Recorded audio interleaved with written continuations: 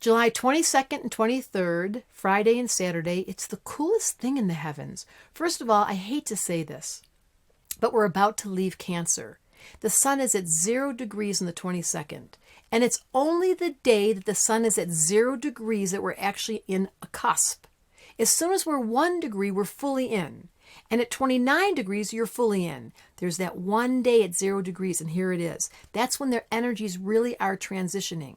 So the sun is at 0 degrees of Leo, and the moon is in, ready? I love this, Pisces. The moon's in Pisces. So the sun's in Leo, kinda, 0 degrees Cancer, Leo, whatever we call it. And the moon and Neptune are holding hands in Pisces. Wow, this is so cool. First, I want to acknowledge and say bye-bye to Cancer.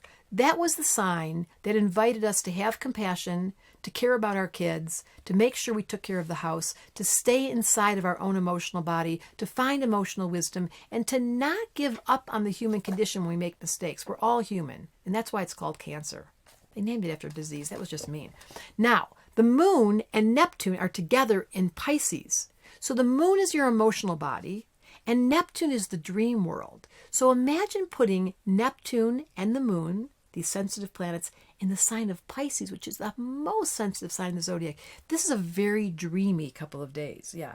You are definitely here right now to slow it down a little bit and to ask yourself the spiritual questions of your deepest, quiet self. Let's take a moment. How often do you do silence?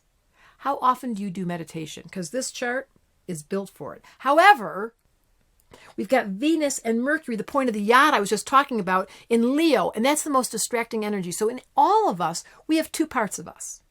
We have that deep, quiet, sensitive self that wants to dream. It goes at night and lives inside the imaginary world of quiet. And then we have this enthusiastic, wild self we're about to enter, Leo, who wants nothing more than to have fun and show off. And we all have the split. And most of us have a preference. The introverts go for the water, and the extroverts go for the fire.